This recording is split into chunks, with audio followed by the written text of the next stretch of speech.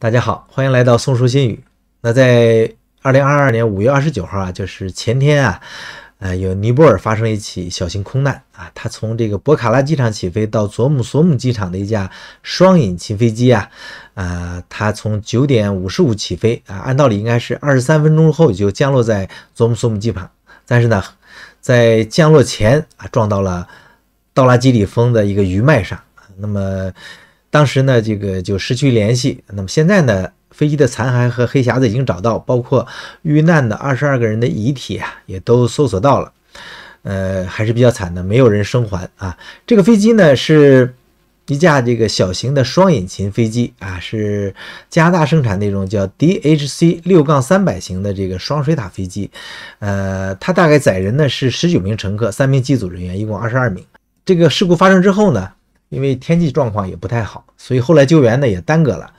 总体来说呢，目前这就是一个最经典的山区的飞机的事故。那么这22个人里边呢，还有4名印度人和3名日本人啊，然后3名机组人员，剩下的13名呢都是当地的乘客。这是事故的这个基本情况。那事故发生之后啊，这个尼泊尔呢，就是空军啊以及当地的政府呢，投入了很多资源去援救。实际上在尼泊尔啊，这个短途航运啊是一个最常见的交通方式之一，因为很多都是山高林密，靠公路啊确实都比较慢。尼泊尔这个国家啊，在我们中国人的心目中呢，可能是一个存在感不太强的国家啊，因为呢，它在2个大国之间啊，在中国和印度夹着啊，无论是人口还是面积呢，中国和印度都排到世界前头。所以呢，像尼泊尔、不丹、锡金，大家都觉得很小很小的一个国家。实际上呢，可能大家是一个误解。尼泊尔呢，国土面积是不太大啊，大概15万平方公里，但是尼泊尔的人口不少。尼泊尔的人口呢是2970多万人啊，接近3000万人。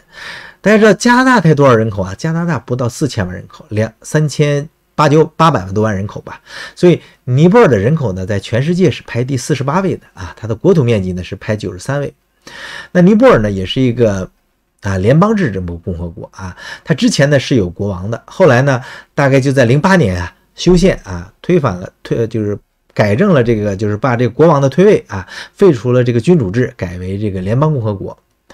尼泊尔真正出名的呢就是珠穆朗玛峰啊，在中尼边界上呢有世界的最高峰。实际上呢，不光珠穆朗玛峰啊，世界前10座高峰里边呢，尼泊尔有8座，或者交界有8座啊，包括就是我们说的珠穆朗玛峰。所以呢，无论是登山户外爱好者呢，都把尼泊尔当成这种旅游的胜地啊。另外呢，更出名的就是它的这个文化遗产，因为尼泊尔呢是佛陀的出生地，就释迦牟尼的老家呢就在尼泊尔，所以呢，尼泊尔呢是既有文化资源，也有旅游资源。那它实际上它是一个农业国家，那么目前主要产业呢是农业和旅游业。那知道这个之后呢，就知道这个像这种小型飞机事故啊，实际上对于后疫情时代刚刚放开旅游的尼泊尔经济呢，是有一个比较大的打击呢。所以他们呢也投入了一定的资源去援救。当时呢出动了2架直升飞机啊，来这个从周边啊到这个佐姆索姆机场。但是因为这个天气状况确实太糟，另外佐姆索姆机场周边的环境呢也比较恶劣啊。大家可以看到啊，世界上这个应该是排第7高峰叫道拉基里峰呢，就在这个佐姆索姆机场附近。这个坠机地啊，就是飞机坠落的地方，实际上就是撞山的地方，实际上它就是撞在这个道拉基里峰的一个余脉上。那道拉基里峰啊，它位于这个喜马拉雅山的中段，海拔呢是8172米啊，它距珠穆朗玛峰呢大概是300公里啊，是世界第7高峰。它这个山势险恶呀，有魔鬼峰之称。那么它的西面呢有6座7500米以上的山峰，而且气候多变。这个山顶呢，大家可以看到我们做的这个视频里面它是圆的啊。那么1960年呢才首次登上这个道拉基里峰，它也是世界10大高峰里边最后一个被征服的。所以呢，这个道拉基里峰呢还是周边的条件比较艰苦啊。那么飞机呢撞山也就撞在这个地方，确实是很难救援。那么撞山那个地方呢叫口旺村啊，它在穆斯唐地区的这个口旺，并不是最早新闻媒体报道里面叫 Sunware 啊，我们不是说做地图嘛，我们确实很专业。这桑东威尔你在地图上搜不到的，无论是按藏语的移民还是按尼泊尔文字搜不到，而这考旺呢 KOWANG 它是可以搜到的。这个穆斯唐啊，也是一个比较知名的地区，它是来自于藏语啊，它的意思是叫肥沃的平原啊。那么它的传统地区呢，是比较干旱的，但是它有世界上最深的峡谷，还有2个比较高的峰，就是道拉基里峰和安纳普尔纳山脉。那么这个地区啊，它过去呢，它是有一个叫穆斯唐国的啊，它近年来应该也是在2000几年，尼泊尔才废除了这个国王，它是一个国中小国，然后呢恢复了这个民主制，海拔呢平均在2500多米以上，也是一个农业县，那么它离西藏呢是比较近，和西藏接壤，有一个仲巴县和萨嘎县呢和这个穆斯唐地区是接壤的。这是坠基地的一个基本情况，可以看到啊，你要说是苦寒之地有点过分，毕竟它叫肥沃的平原，但是我们从视频上可以看到，确实都是比较高原山区，那么能开发的呢也都是梯田啊，有河，但是呢，就是像我们所见的这个高原平原还是比较少的。那这个穆斯唐机场呢，也是一个很险的机场，它这里边这个目的地机场啊，叫索姆机场呢，它就是一个短距起降的小机场啊，只有700多米长，20米宽。那在这样的机场起降啊，只能目视起降啊，就是完全靠飞行员的经验，不能靠导航设备。像737那些大飞机呢也落不了，所以也只能是这种手工起降。所以呢是经常发生飞机这个航空事故的。在尼泊尔旅游啊，靠的大多数都是这种小飞机。那么在2013年的5月16号啊，在穆斯唐机场呢就发生了一起这个同样的这个小飞机降落的这个事故。当时呢是一架DHC 6-300的小飞机啊，在2013年5月16号降落的时候呢，它顺风超速降落，结果呢滑出了跑道一侧。当时呢想把飞机再拉起来重新起飞，但是失败了，于是飞机呢最后呢冲到了河里边啊。这是一起典型的也是操作的事故。主要的原因也是机场啊太险啊，这个机场的这个环境周边的山峰，大家可以看到啊，它降落的时候怎么降落呢？它过了这个道拉基里峰之后啊，它沿着山谷飞，它需要急速的俯冲啊，降低高度啊，很快的降到200-300米的高度，然后呢慢慢降落，困难确实是比较大的。那么发生这个事故之后呢，2天之后呢，这个才能他们才开始把这个遗体才能收集到，因为就是山高啊，这个林深呐，确实比较难以到达。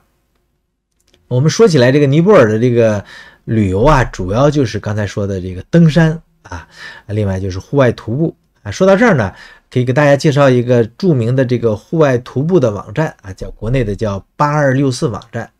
那我可以给大家介绍一下这个全局搜索的一个办法，因为很多时候啊，比如说像8264网站呢，我应该是注册过，但是我忘了密码了。比如我要搜在8264上有多少尼泊尔的这么个记录呢？你可以这么来搜，就像屏幕上显示的那样，你输入 SITE 就 SITE 然后冒号双斜杠，然后呢输入这个网址，再加上你要输入的关键词，比如我要输入尼泊尔。大家可以看到呢，就这个户外网站上关于尼泊尔出现的次数呢就有4000多，这个呢是比较高了。那么可以说在中国大陆地区户外活动的这些高手们这些极客们他们登山也好，这个户外的这个远程的这个重装穿越也好，很多人都把尼泊尔当成最终的一个目标那包括这个很多电影里边那些极限运动爱好者，最后也是在尼泊尔完成了他们的目标，或者是生命的这个句号，可以是在这画的。那么这个地方呢，就是说主要就是珠峰可以看到这是我们做的这个珠穆朗玛峰的这个3D 的视频这么一个飞行视频。登珠峰是很多这个登山爱好者一生的目标可以说，但是登珠峰很多朋友可能也知道，它是一个费用很高的活动既然说到尼泊尔呢，肯定要说一下珠峰。那登尼泊尔珠峰呢，实际上有4面可以方向，一个是东面，一个是北面，这大部分是在中国，另外一个呢就是南面。实际上绝大多数包括这个国外的很多，包括国内的登山爱好者呢，都是从南面登为什么从南面呢？因为南面啊，商业开发的最好，就是尼泊尔呢，把这个登山呢做成了一个，你可以说支柱产业也好，做成一个很火的产业。所以呢，在南面登珠峰呢，选择余地大；而在北面登珠峰的话呢，只有一家应该是叫雅拉香波探险公司吧，就是我们国家指定的一家公司。这个呢有点像咱们人民出版社那个插图了，这个明天咱们再讲。那么在南坡登的话呢，有很多的这个公司也有尼泊尔当地的，也有合资的，就比较方便。实际上这个费用呢，在南坡登的话呢，大概也是到50多万，在北坡呢也差不多是这个费用，但是呢这都是最基础的费用。你但凡多点保险，为了自己的安全，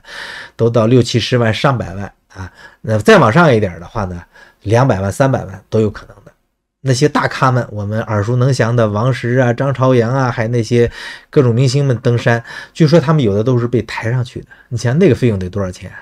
所以呢，你从南坡登山的话呢，有更多的选择，比如说有更多的夏尔巴人向导啊，更多的这个食品和厨师，有带厨师的啊，更多的这个大本营的帐篷，还有更好的通信设备啊，你比如说更多的充电宝、氧气瓶，是吧？更好的设备，特别是这个更有经验的西方导游啊，有很多这个多次登上珠峰的人在当地当导游，那你这个就是你登珠峰的成功率更高，出现危险处置的灵活能力就更强。另外一个呢，就是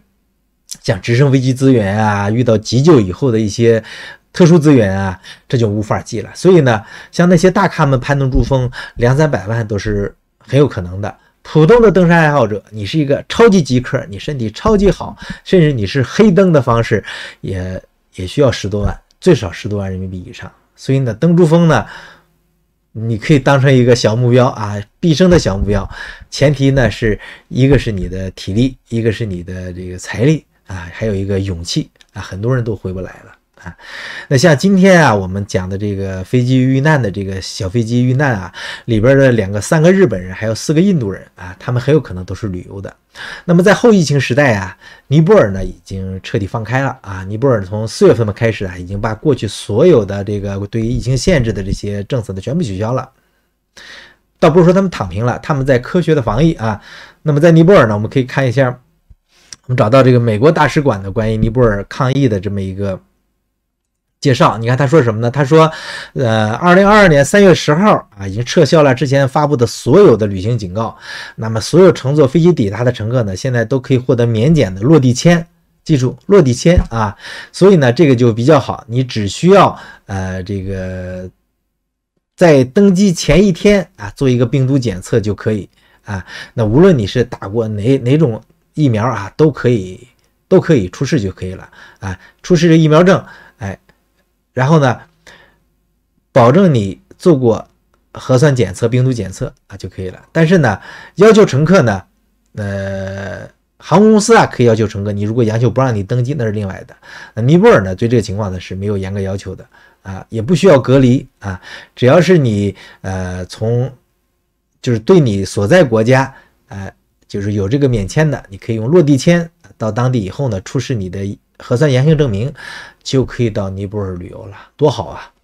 希望吧，某些国家呢也尽快放开啊。好的，这是关于尼泊尔飞机事故的这么一个简单介绍，谢谢您的收看啊，咱们下次再见，拜拜。